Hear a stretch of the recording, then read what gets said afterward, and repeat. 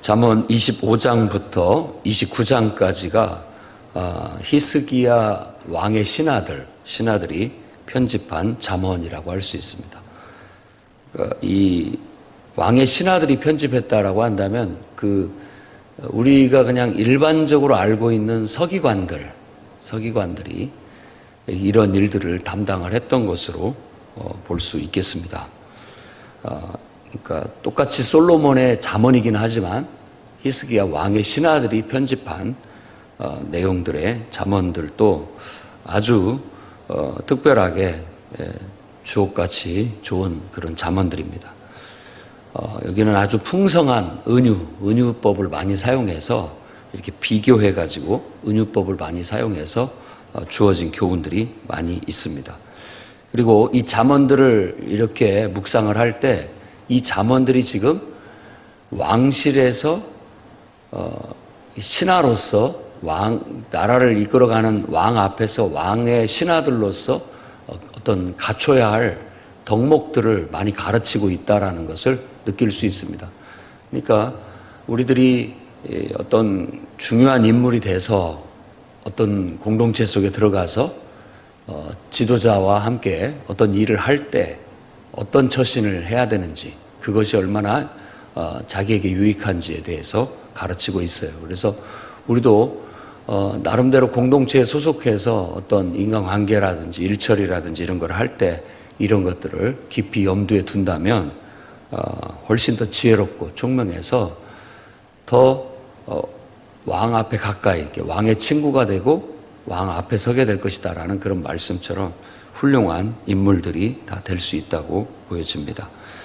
자, 먼저 1절은 이게 이런 잠언이다라는 표제, 그러니까 제목 같은 역할을 하고 있고 2절부터 7절까지는 왕이라는 단어가 계속해서 나오고 있다는 걸 알 수 있어서 그렇게 한번 크게 묶을 수가 있을 것 같습니다. 일단 2절과 3절 말씀에는 일을 숨기는 것, 그리고 일을 살피는 것, 살피는 것이라고 번역을 했지만 찾는다라는 뜻입니다. 그러니까 숨기는 것과 참는 것. 그러니까 어떤 숨기는 것은 하나님의 영광이고 그걸 찾는 것은 왕의 영광이다라고 그렇게 말하면서 하나님의 영광이라는 건, 하나님의 탁월함, 하나님의 우월함은 우리 인간이 그분의 마음, 그분의 뜻을 다 알 수 없다라는, 그만큼 그분은 우월하시고 탁월하신 분이라는 그런 것을 나타냅니다. 그래서 하나님은 우리 인간이 다 헤아릴 수 없을 만큼 크시고 또 깊고 넓고 높고, 그래서 다 알 수가 없다. 그것이 하나님의 영광이죠. 그러나 인간사는 그렇지 않습니다.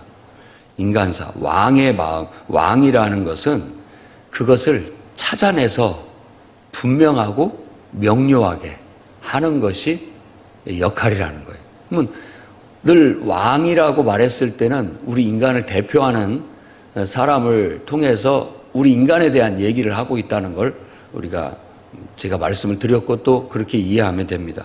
그러니까 여기서는 왕이라는 말 빼고 그냥 우리 모든 인간의 역할은 항상 뭔가를 숨기려고 하고 어렵게 하고 복잡하게 하고 이런 것은 이건 하나님이 하실 일이고 우리 인간이 해야 할 일은 좀 더 분명하게, 좀 더 명료하게, 좀 더 쉽고 단순하게 그렇게 의사표현을 하는 것을 중요성을 말하고 있는 거예요. 이 3절 말씀에도 하늘이 높음같이 그리고 땅이 깊음같이 왕의 마음은 헤아리기가 어렵다, 헤아릴 수 없다라고 그렇게 번역을 했습니다만은 헤아리기가 너무 어렵다. 저도 이 말씀을 묵상하면서 그런 생각이 들어요. 가끔가다 왜 이렇게 내가 복잡하고 어려운지, 내 심사가 왜 이렇게 복잡하고 어려운지,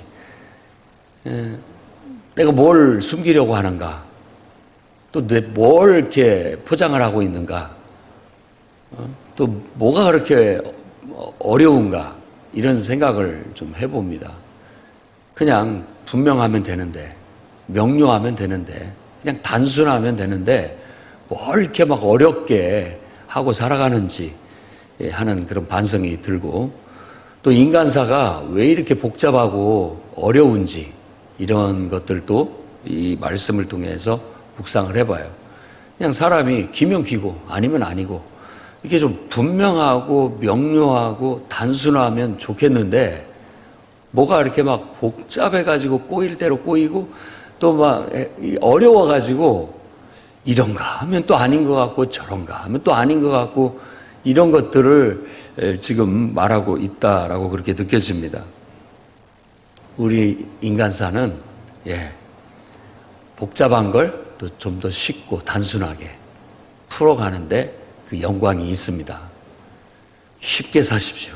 그리고 분명하게 의사소통을 하고 명료하게 하고 이렇게 가볍고 쉽게 살아야지, 너무 복잡하고 막 어렵게 이렇게 우리가 서로 대하고 그러는 것은 우리의 영광은 아닌 것 같습니다. 내가 정말 하나님 앞에 피조된 인간이고 하나님의 형상을 따라 지음받은 인간이라면 우리의 역할은 분명하고 쉽고 단순하고 확실하게 그걸 밝히는 데 있다는 것. 그래서 여러분들을 너무 어렵게 하지 마시고 쉽고 단순하게 잘 표현하시기를 바랍니다. 그 다음에 4절 5절에는 그러려면 찌꺼기를 제하라. 은에서 찌꺼기를 제하면 이 장색이라고 했는데 대장장이에 의해서 쓸만한 그릇이 탁 나온다. 아주 좋다라는 거죠. 그래서 왕 앞에서도 악한 자를 제할 때 왕위가 의로 견고해지게 될 것이다 라고 말합니다. 우리 모두가 다 뭔가가 안정적이고 견고하고 바로 서기를 바라잖아요.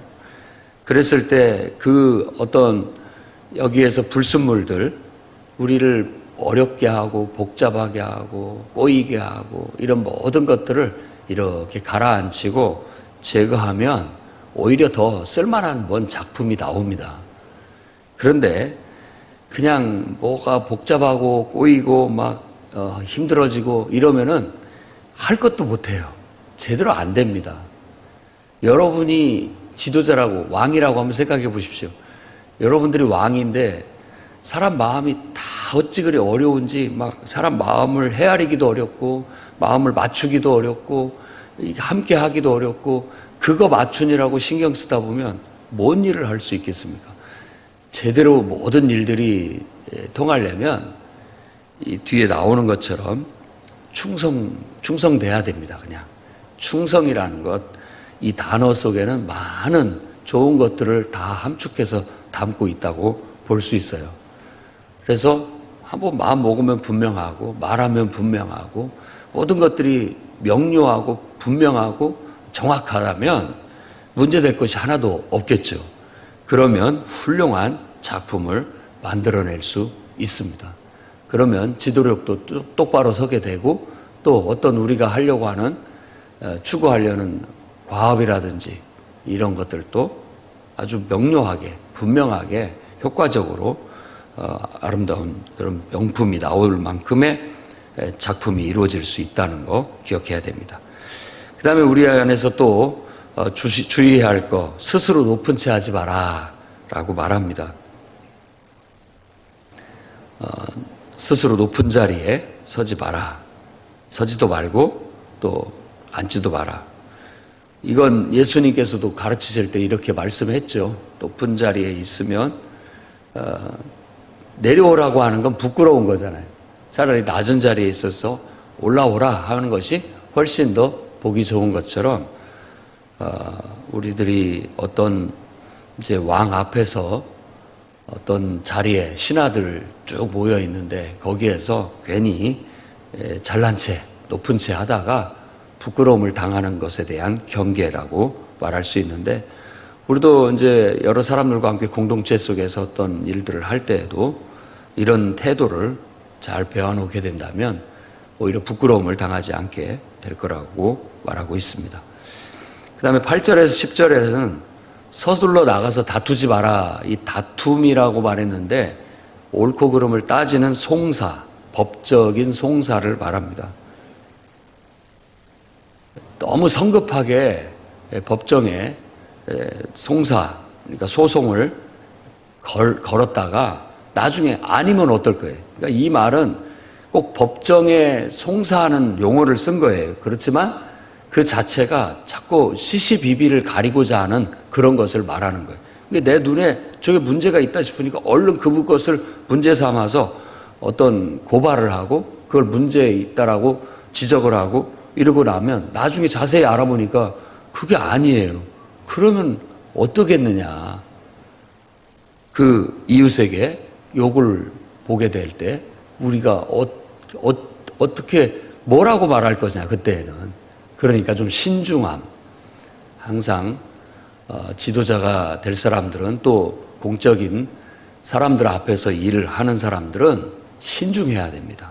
분명하게 알아보고 따져볼 거 따져보고 나서 정확하게 해야지 이거 제대로 알아보지 않고 일을 벌렸다가는 오히려 되려 부끄러움을 당하게 된다. 그리고 만일 이런 시시비비를 가리게 될 때는 변론만 하고 그거에 대한 이야기만 하지 사사로운 비밀까지 누설하지 마라 라고 그렇게 말합니다. 이건 지금 언론에서 떠드는 정치인들이 지켜야 할 덕목이기도 합니다. 그러니까 서로 어떤 자기의 목표를 달성하고 정권을 잡기 위해서는 그 상대방의 치부까지 다 드러내가지고 완전히 까발리는 식의 그런 것들을 하는 것은 누군가에게는 속 시원하고 시원함이 될 수 있겠지만 그것 자체가 악평이 따르게 된다는 거, 이걸 기억해야 됩니다. 사람들이 명예나 이런 것들을 좀 소중히 여길 수 있어야 되고 그랬는데 그냥 너무 진흙탕 싸움처럼 이렇게 하는 것을 지켜보는 것도 우리 눈도 피곤하고 귀도 피곤한 것이고 정확히 변론만 해야 됩니다. 그 따질 것만 따지고 이렇게 해야지 너무 그 비밀, 사생활을 누설하는 것 자체는 그 뒤에 화가 따르고 또 악평이 나요. 그럼 내가 그렇게 했는데 상대방 안 하겠습니까? 똑같은. 좀 자기들끼리 만나서 우리가 이런 선까지는 우리 서로 명예를 지켜주자라고 좀 약속하고 좀 그 페어플레이 이렇게 했으면 좋겠어요. 공적인 사람들은 항상 사람들이 지켜보고 있다라는 거예요. 그렇기 때문에 그렇게 행동을 조심해야 된다라는 걸 말하고 있습니다. 여러분들도 지도자적인 위치에 있다면 항상 주의해야 됩니다. 신중하게 말하고 또 신중하게 행동을 해야 욕을 부끄러움 당하지 않고 악평이 따르지 않게 된다는 걸 기억해야 되겠습니다. 그 다음에 11절부터 15절까지는 말에 대한, 말과 처신에 대한 교훈을 묶어놨다고 볼 수 있겠어요. 경우에 합당한 말, 은쟁반에 금사과다. 그만큼 값지다라는 말입니다. 그리고 지혜로운 자의 책망이 칭찬보다 훨씬 더 값지다. 그래서 귀에 금고리요 정금 장식과 같다. 값지고 아름답다라는 그런 의미를 하고 있습니다. 그래서 누군가가 책망해 주는 거 아프지만 사실은 그것이 더 값진 것일 수 있다라는 그런 교훈을 주고 있어요. 어디든 여러분들이 어떤 공동체 생활을 할 때 항상 책망은 있게 마련입니다. 잘해도 책망 들을 때가 있어서 억울함을 느끼기도 하고 또 섭섭함을 느끼기도 합니다. 그렇지만 그것이 나를 더 값지게 만들 수 있고 더 고귀하게, 더 아름답게, 또 완전하게, 온전하게 만들 수 있는 것이라고 생각한다면 쓴 약이다 생각하고 받는 것이 지혜라고 성경은 가르치고 있습니다. 그러면서 오늘 말씀의 핵심이라고 할 수 있는 충성된 자, 충성된 일꾼, 이런 사람 만나기가 쉽지 않다라고 말하는데 그런 사람은 추수 때 얼음 냉수와 같다라고 해서 어떤 지도자의 마음에 시원함을 느끼게 하는, 기쁨을 느끼게 하는 존재라는 걸 말하고 있습니다. 살면서 우리는 다 지도자가 되기도 하고 또 그걸 협조하는 협조자, 그러니까 따르는 사람 역할을, 두 역할을 같이 합니다. 대부분 지도자가 되기를 싫어하는 것은 바로 같이 내가 돌보고 또 이끌어가는 사람들로 인하여 내가 어려움을 당하거나 상처받을까 봐 그런 것들을 쉽게 나서지 못하는 경우가 많습니다. 그런데 다 그런 사람만 있는 건 아니죠. 그런 속에는 항상 지도자의 마음을 시원케 하는 충성된, 내 마음이고 그 마음이고 그 마음이고 내 마음인 것처럼 알아서 정말 똑같은 마음으로 충성되게 잘하는 사람들도 있다는 걸 기억해야 됩니다. 그런 것 때문에 오히려 그런 일들을 하는데 보람을 느끼고 또 용기를 얻고 잘할 수 있는 그런 것이 될 수 있습니다. 그래서 합당한 말, 합당한 처신이 알고 보면 큰 정말 보배예요. 금고리 같고 정금장식 같고 은쟁반 위에 금사과 같이 아름답고 귀하고 좋은 정신이에요. 그래서 이런 정신들이 사회에 더 많이 이렇게 보편화될 수 있도록 해나가야 됩니다. 근데 우리가 언론을 보고 있으면 절대 이런 것이 나올 수가 없습니다. 그건 항상 냉소적이고 항상 비판적이고 지도자의 위치에서 지도자의 마음으로 갖고 바라보는 것이 아니라 항상 비판하는, 뒤에서 아무 책임도 지지 않는 사람들이 그냥 말로 비평하기 좋아하는 그런 것밖에 안 되는 거예요. 그래서 그런 것들은 언론도 좀 깊이 생각해 볼 필요가 있고 우리들도 그것을 걸러서 듣지 않으면 우리 귀나 또 우리 눈이나 이런 것들이 의로운 심령이 상해지고 자꾸만 우리도 비판적이고 냉소적인 사람으로 바뀌어요. 지도자의 위치에서 책임을 져서 그 일을 내가 한다면 저렇게 할 수 있을까? 항상 지도자의 위치에서 마음에서 그걸 헤아리고 분별을 해야 되는데 그게 아니라 책임질 일도 하나 없는 사람들이 또 그냥 너무나 쉽게 비평하고 비판하고 그렇게 한다는 거예요. 그러면 우리 쉽게 얘기해서 네가 만일 그 사람이라면, 내가 만일 그 사람이라면 나는 어떻게 할까? 한번 생각해 볼 필요가 있습니다. 나는 그보다 더 잘할 수 있을까? 나라면 어떻게 저 일을 처리할까? 생각해 보면 이해할 수 있어요. 이해도 하면서 또 더 좋은 방법이 있다면 어떤 조언이나 충실한 조언을 통해서 또 참여를 통해서 바꿔가는 그런 것은 정말 은쟁반 위에 금사과 같고 귀에 금고리 같고 정금 장식 같은 일이죠. 그러나 그게 아니라 이런 충성됨이 아니라 정말 비판을 위한 비판, 그냥 어떤 재미를 위한 비판, 그냥 나는 책임질 것 없으니까 그런 말 해도 그만 안 해도 그만 그냥 재미로 하는 그런 비평이라면은 우리가 삼가해야 할 필요가 있다라고 생각이 듭니다. 선물하는 거짓 사랑에 대해서 비 없는 구름과 바람이라고 그렇게 얘기합니다.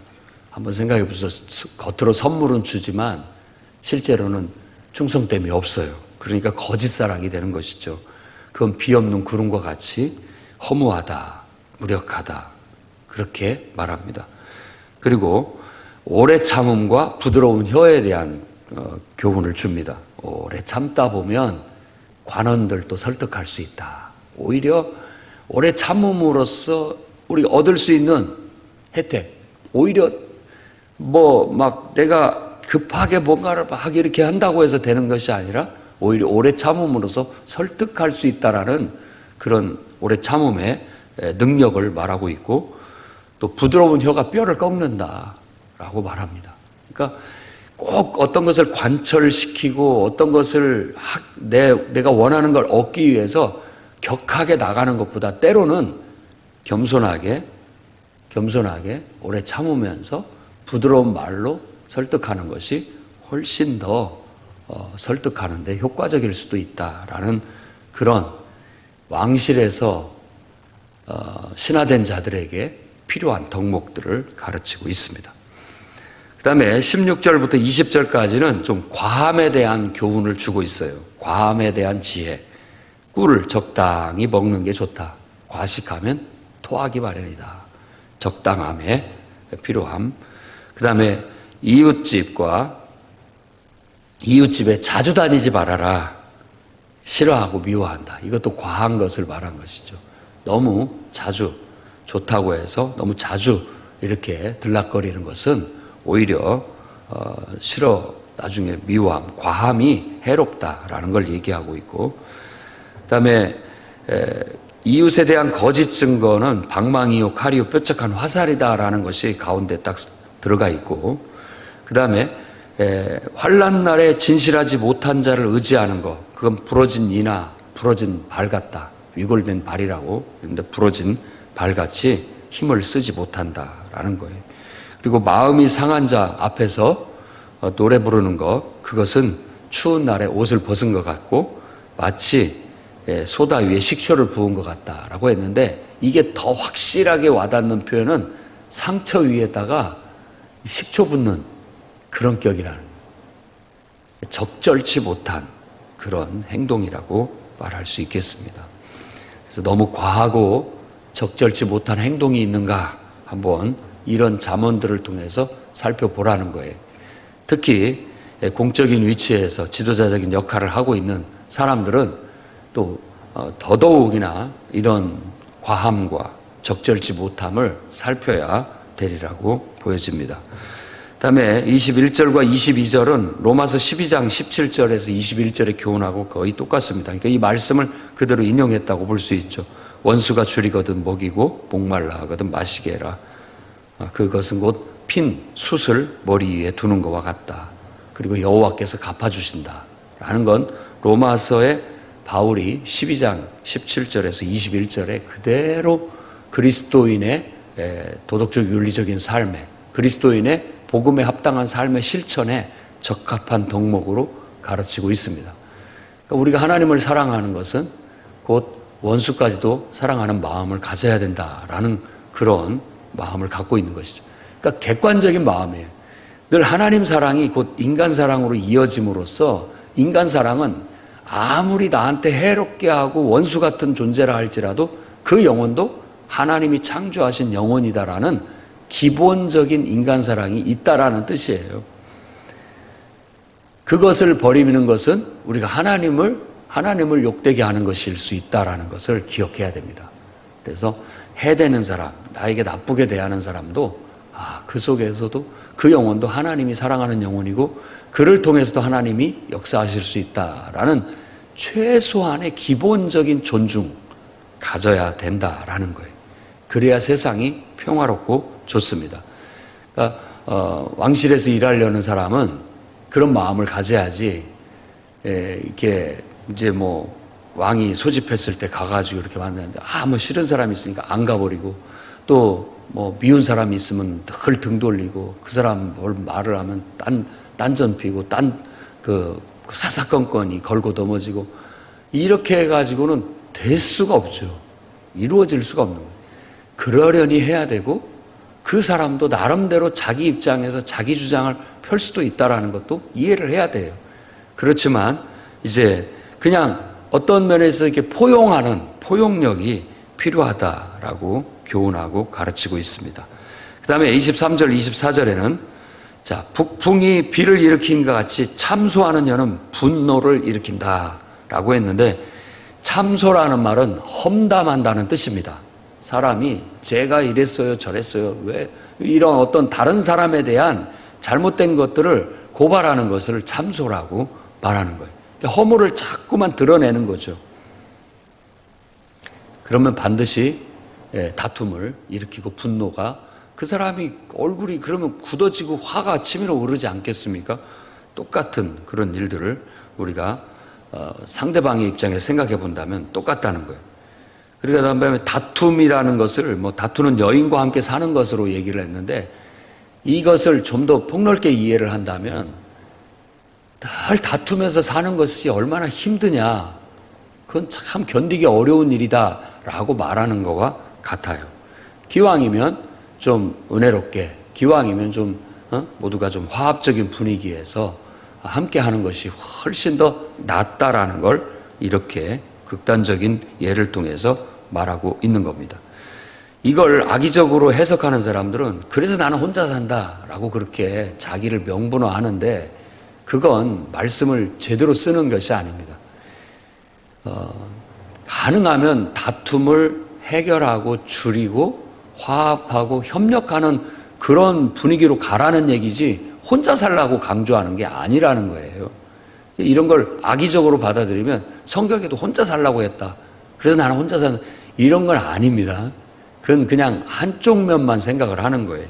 이 말 속에는 할 수만 있으면 좀 화합하는 분위기, 이런 분위기를 너희가 연출하라 라고 교훈하고 있는 것이에요. 그 다음에 25절에서 28절까지 말씀은 먼 땅에서 오는 좋은 소식, 만일 이 사람이 지금 이것을 편집하는 서기관이라면 아마 먼 땅에서 오는 소식 이렇게 서류로 꾸며가지고 왕 앞에 보고하는 것을 아마 좋아할 것입니다. 먼 땅에서 오는 좋은 소식이야말로 목마른 사람에게 냉수, 시원한 물과 같다라고 그렇게 말합니다. 그리고 정말 안타까운 것은 의인이 악인에게 굴복하는 일, 그것은 흐려진 우물이요 더러워진 샘과 같다. 왕실에서 벌어진 일들을 한번 보면 그렇습니다. 의인이 악인에게 당하는 일들을 보면 물이 흐려진 것 같고 더럽혀진 것 같아요. 우리의 공동체 안에 물을 흐리거나 더럽히는 일은 없었으면 좋겠습니다. 그 다음에 꿀 많이 먹는 거 좋지 않다. 그런 것처럼 자기 영예만 구하는 거, 그것도 해롭다, 좋지 않다라고 말합니다. 여기에서 또 결론적인 얘기는 자기 마음을 제어하지 않는 자는 무너진 성읍과 같고, 그리고 성벽 없는 성과 같다. 그 말은 위험스럽다, 위태위태하다라고 말하는 겁니다. 그래서 오늘 또 저와 여러분들이 자기 마음을 잘 제어해서 좀 분명하고 명료하고 단순하고 쉬웠으면 좋겠고, 더 나아가서 충성된 그런 사람이 돼서 항상 여러분이 속한 공동체의 화합의 분위기를 이끌어가는 그런 중요한 아이콘들이 다 되시기를 주의 이름으로 축원합니다.